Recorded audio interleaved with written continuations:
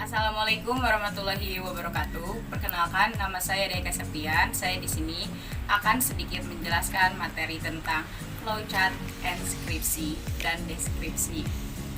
Flowchart adalah suatu bagan dengan simbol-simbol tertentu yang menggambarkan urutan atau proses mendetail dan hubungan antara suatu proses dengan proses lainnya dalam suatu program. Flowchart memiliki fungsi diantaranya untuk menggambarkan, menyederhanakan suatu rangkaian, proses atau prosedur sehingga dapat mudah dipahami, mudah dilihat berdasarkan urutan langkah dari suatu proses. Tujuan flowchart diantaranya adalah yang ke-1, menggambarkan urutan atau tahapan dari penyelesaian masalah, dan yang kedua, menggambarkan permasalahan secara sederhana, terurai, rapi, dan jelas. Flowchart membantu analisis dan programmer untuk memecahkan masalah ke dalam bagian-bagian yang lebih kecil dan menolong dalam menganalisis alternatif-alternatif lain dalam pengoperasian. Flowchart ini mempermudah penyelesaian suatu masalah, khususnya masalah yang perlu dipelajari dan lebih lanjut. Berikut simbol flowchart. Dalam menggambar sebuah flowchart diperlukan simbol-simbol yang representatif agar urutan atau tahapan suatu penyelesaian masalah yang digambarkan dengan flowchart dapat terlihat secara jelas dan mudah dipahami. Simbol-simbol yang dipakai dalam flowchart dibagi menjadi 4 bagian. Yang pertama, flowchart direction symbol. Simbol ini digunakan untuk menghubungkan simbol satu dengan yang lain dan disebut juga connecting line. Simbol arus atau flow, simbol yang menyatakan jalannya arus suatu proses. Dan yang kedua, simbol communication link, simbol yang menyatakan transmisi data dari satu lokasi ke lokasi lainnya. Dan yang ketiga, simbol konektor, simbol yang menyatakan sambungan dari proses ke proses lainnya dalam halaman yang sama.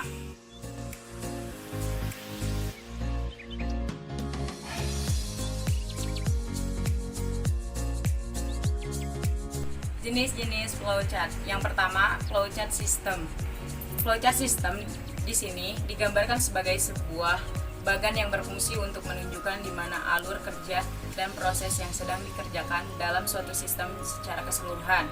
Dan yang kedua, flowchart paperwork.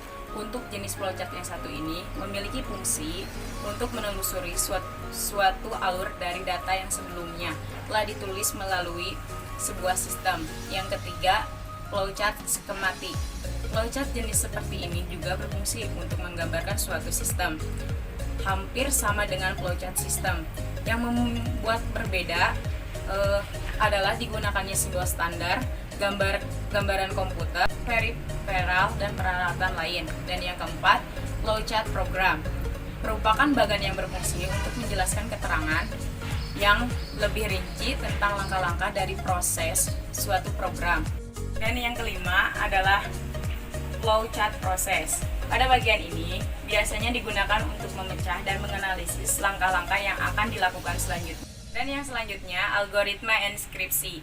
Enskripsi adalah proses pengubahan karakter informasi dari teks yang dapat dibaca yaitu plain text menjadi teks yang tidak dapat dibaca ciphertext. Selanjutnya, enskripsi simetris. Enskripsi simetris ialah menggunakan satu keyword yang sama untuk mengenkripsi plain text dan mendekripsi ciphertext. Enkripsi simetris merupakan algoritma enskripsi tertua dan tercepat secara performa. Keyword yang digunakan dapat berupa angka, kata-kata, sekumpulan karakter acak. Penerimaan informasi dan pengirim akan memegang keyword yang sama untuk proses pentukaran data di dalam jaringan komputer. Kelemahan dari jenis enkripsi ini adalah jika satu keyword tersebut diketahui pihak lain, maka pihak tersebut dapat mendeskripsi pesan yang terkirim. Pengertian enskripsi. Pengertian enskripsi ialah suatu metode untuk mengamankan rahasia untuk orang yang tidak menjadikan dunia kriptografi sebagai objek studinya. Metode enkripsi bermula dari zaman dahulu saat bangsa Romawi dengan Yunani saling mengirimkan berita rahasia. Sampai saat ini, enskripsi telah digunakan di banyak negara dan badan organisasi di dunia demi memberikan keamanan terhadap komunikasi yang tidak dilakukan. Yang selanjutnya, algoritma. Algoritma sendiri didefinisikan sebagai langkah atau urutan dalam perhitungan dan menyelesaikan suatu kasus atau permasalahan. Sedangkan enskripsi adalah suatu proses pengamanan pesan dengan cara mengubah pesan itu menjadi kode. Kemudian, algoritma enskripsi dapat diartikan sebagai langkah atau urutan dalam mengacak suatu pesan sehingga kerahasiaannya terjaga dari pihak yang tidak diinginkan. Dalam dunia enkripsi ini, pesan awal yang akan disampaikan disebut juga plain text. Sedangkan pesan yang telah diacak dan berubah menjadi kata dengan huruf acak disebut juga ciphertext. Algoritma enskripsi atau rumus kunci enkripsi terdapat sangat banyak. Secara garis besar, algoritma enkripsi dibagi menjadi dua yaitu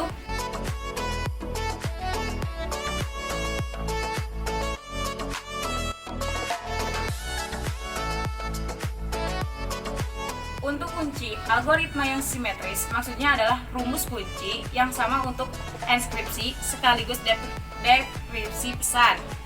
Algoritma dengan kunci simetris yang sangat banyak digunakan dan telah terbukti keamanannya adalah AES.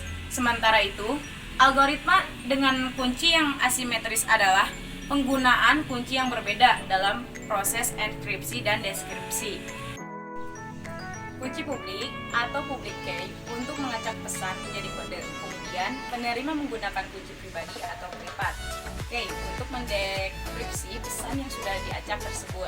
Kelemahan dari metode ini adalah tidak dapat digunakan untuk mengakomodasi data dengan jumlah yang sangat besar. Ini lebih aman, namun akan membutuhkan waktu yang lebih lama dalam proses enkripsi dan deskripsi. Yang selanjutnya ada kriptografi. Berasal dari bahasa Yunani, terdiri dari dua suku kata yaitu kripto dan grafi. Kripto artinya menyembunyikan, sedangkan grafi artinya tulisan. Kriptografi adalah ilmu yang mempelajari teknik-teknik matematika yang berhubungan dengan aspek keamanan informasi seperti kerahasiaan data, keabsahan data, integrasi data, serta autentikasi data. Tetapi, tidak semua aspek keamanan informasi dapat diselesaikan dengan kriptografi. Kemudian, proses yang akan dibahas dalam artikel ini meliputi dua proses dasar pada kriptografi, yaitu enkripsi, encryption, dan description. Dengan key yang digunakan sama untuk kedua proses di atas.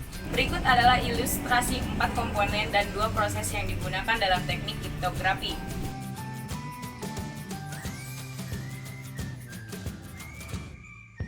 Selanjutnya, deskripsi. Deskripsi merupakan proses kebalikan dari enskripsi, di mana proses ini akan mengubah ciphertext menjadi plain text dengan menggunakan algoritma pembalik dan key yang sama. Contoh, ciphertext, Suzuki, pushbook, plain text, rumah, motor, kompor.